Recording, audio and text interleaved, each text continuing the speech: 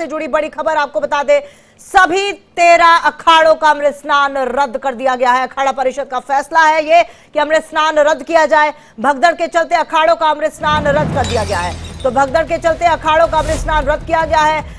सभी 13 अखाड़ों का अमृत स्नान रद्द किया गया है। अखाड़ा परिषद का बड़ा फैसला, अमृत स्नान रद्द किया जाए। महाकुंभ में अमृत स्नान से जुड़ी सबसे बड़ी खबर। तो आज मौनी अमावस्या को लेकर तमाम इंतजाम किए गए थे। मौनी अमावस्या को लेकर हर किसी को उम्मीद थी कि आज अमृत स्नान करेंगे और संगम तट पर अमृत स्नान कर आशीर्वाद लेंगे, विशेष आशीर्वाद प्राप्त होगा। लेकिन जिस तरह से महाकुंभ में ये बड़ा हादसा हुआ, 3 घाटों पर जिस तरह से भगदड़ मची, वो काफी भयावह दृश्य लग रहा है। आप देखिए, सभी 13 अखाड़ों का जो स्नान है वो रद्द कर दिया गया है। अफवाहों पर ध्यान ना देने की अपील की गई है, क्योंकि अक्सर ऐसा देखा गया है जब ऐसी घटनाएं होती हैं तो उसमें ज्यादातर जो रोल होता है वो सिर्फ और सिर्फ अफवाहों का होता है। बैरियर टूटने से संगम के किनारे भगदड़ मची, घायलों का अस्पताल में इलाज जारी है। कई लोगों की मौत की खबर भी आ रही है। हालांकि प्रशासन की तरफ से कोई भी आंकड़ा नहीं दिया गया है, लेकिन अनुमान लगाया जा रहा है कि 11-12 लोगों की मौत हुई है। प्रयागराज में महाकुंभ में भगदड़ के बाद प्रशासन के साथ अखाड़ा परिषद की बैठक जारी है। महाकुंभ में श्रद्धालु की एंट्री रुक गई है। महाकुंभ क्षेत्र में धक्का मुक्की से बैरिकेडिंग टूट गई है और कई लोग घायल हो गए। अखाड़ा परिषद के अध्यक्ष रविंद्र पुरी ने कहा है कि हम आज अमृत स्नान नहीं करेंगे। अखाड़ों का अगला शाही स्नान बसंत पंचमी पर होगा।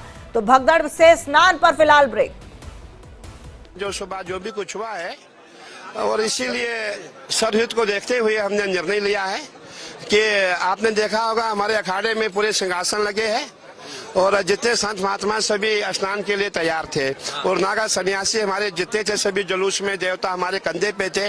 जब हमें सुनने में आया है कि जो ये घटना घटी है, इसीलिए हमने जनहित को देखते हुए तुरंत निर्णय लिया कि हम आज का मौनी अमावस का स्नान नहीं करेंगे। हमें अचानक पूरे मोबाइल में देखा हमने कि ये सब हादसा हुआ है, मीडिया द्वारा पता लगा। अधिकारी ने आपको इस बात की सूचना दी है? नहीं, अधिकारियों से भी हमें ज्ञात हुआ, भाई क्या हुआ क्या नहीं हुआ सब पता लग ही जाता है। देखिए, हम प्रयागराज में है और इतनी घटना घटी कोई छोटी घटना नहीं है। इसीलिए हमने जनहित को देखते हुए निर्णय लिया है कि आज मौनी अमावस का स्नान हम नहीं करेंगे और सभी अखाड़े के जितने अध्यक्ष हमारे यहाँ अखाड़े के सचिव होते हैं सबने निर्णय लिया है। मैं समझता हूँ बहुत अच्छा निर्णय है और जिनको भी कोई चोट लगी है या जो घायल हुई है या जो मृत्यु को प्राप्त हो चुके हैं उनके लिए हम प्रार्थना करते हैं उनकी आत्मा को शांति मिले। हमारा जो अगला जो स्नान होगा वो हमारा बसंत पंचमी का स्नान होगा, उसी में हम स्नान करेंगे। जो भी हमारे जितने श्रद्धालु यहाँ है वो संयम बनाए रखे और इस समय मैं समझता हूँ समय उचित नहीं है और जहाँ भी आप खड़े हैं वहाँ पर रहे और वापस अपने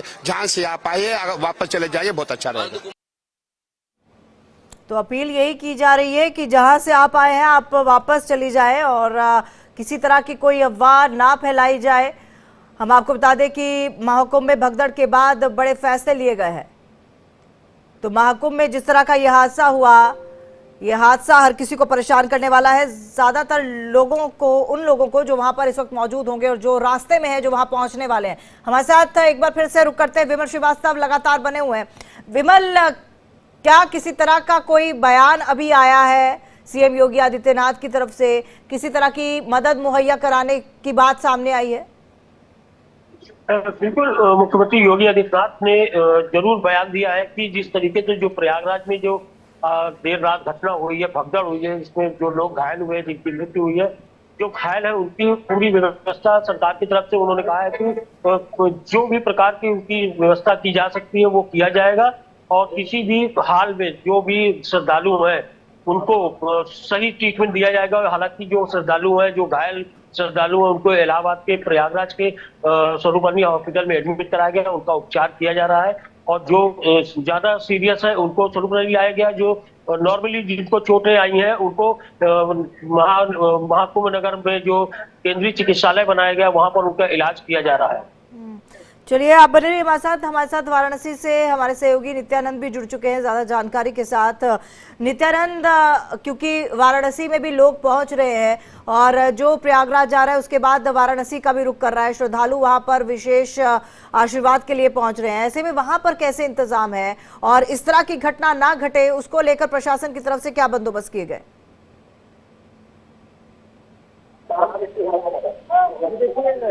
महाकुंभ का जो फलक प्रवाह है उसका असर भारी संख्या में जो श्रद्धालु है काशी का रुख करते हैं। प्रतिदिन लगभग 10 लाख से ज्यादा श्रद्धालु काशी पहुंचते हैं। इस वक्त हमारी मौजूदगी है काशी के प्रसिद्ध घाट जटासमेत घाट पे। आप हमारे पीछे देख सकते हैं कि भारी संख्या में श्रद्धालु काशी के घाट पर स्नान कर रहे हैं। उसके बाद बाबा काशी विश्वनाथ का कलश पूजन कर रहे हैं। सुरक्षा व्यवस्था की बात की जाए तो जल पुलिस हर नाव पर मौजूद है, बैरिकेडिंग की व्यवस्था की गई है और हर श्रद्धालुओं से लगातार अपील की जा रही है कि वह बैरिकेडिंग के अंदर रह करके स्नान करें।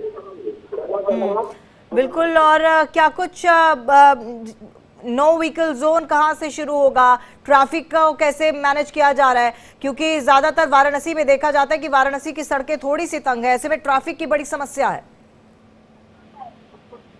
ये ट्रैफिक को देखते हुए प्रशासन ने नो व्हीकल जोन घोषित कर दिया है। मंदिर परिसर, काशी विश्वनाथ मंदिर परिसर से लेके घाट के 5 से 6 किलोमीटर रेंज में नो व्हीकल जोन कर दिया गया है। श्रद्धालु पैदल मार्ग से बाबा विश्वनाथ का दर्शन पूजन करने जा रहे हैं और आज काशी के घाट पर भी भारी संख्या में श्रद्धालु पहुंचे हैं, जो कि आज मौनी अवस्था के अमृत स्नान का पुण्य पाने आए हैं।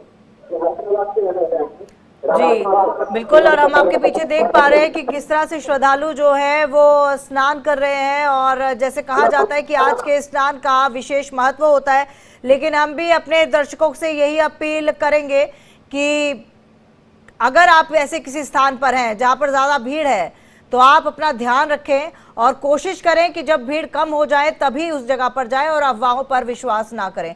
एक बार फिर से हम रुक करते हैं, हमारे सहयोगी लगातार बने हुए हैं हमारे साथ, विमल श्रीवास्तव।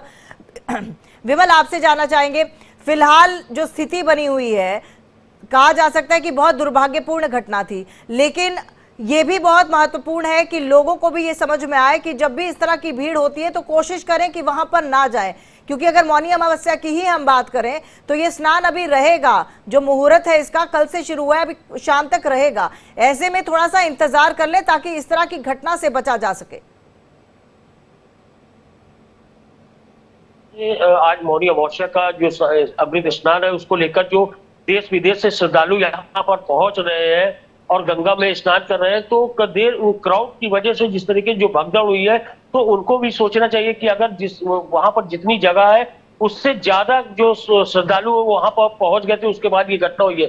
तो कुछ अब प्रशासन ने ये कर दिया है कि कुछ जगहों पर उनको रोक दिया गया है। जो श्रद्धालु पहले मेले क्षेत्र के अंदर थे उनको पहले स्नान कराकर उनको वापसी का रास्ता दिखाया जाएगा। उसके बाद जो श्रद्धालु को रोका गया है उसके बाद उनको भी एंट्री दी जाएगी कि अब वो संगम पर जाकर स्नान कर सकते हैं। हालांकि 24 घंटे पूरे रहेंगे, साहब रात 8 बजे तक स्नान का समय दिया गया है। हालांकि जो श्रद्धालु वो सोच रहे हैं कि जितनी जल्दी हो सके वो गंगा स्नान करके वो अपने गंतव्य के लिए जाए, लेकिन जो प्रशासन है, जिला प्रशासन और महाकुंभ नगर प्रशासन ने ये बहुत सही तरीका अपनाया कि जो पब्लिक, जो श्रद्धालु पहले संगम क्षेत्र में पहुंच चुके हैं, पहले उनको स्नान कराकर उनको और विमल, जो लोग अभी रास्ते में, क्योंकि मेरे कई जानकार हैं जो अभी जिनसे मेरी बात हो रही थी, उन लोगों का कहना है कि उनको पीछे ही रोक दिया गया है, उनको अभी आगे आने, हालांकि उनको इस बात का इल्म ही नहीं था कि भगदड़ मची हुई है, वो चीज भी मैंने बताई उनको। उनका कहना है कि काफी पीछे उनको रोक दिया गया है। तो अब क्या उनको एंट्री नहीं मिलेगी, अब उनको वापस जाना पड़ेगा, या फिर आज वो स्नान नहीं कर पाएंगे, क्या कुछ रहेगा? क्योंकि उन लोगों के लिए तो बड़ी मुश्किल की बात है कि आप काफी पीछे, उनको प्रयागराज के बहुत पीछे रोका गया है।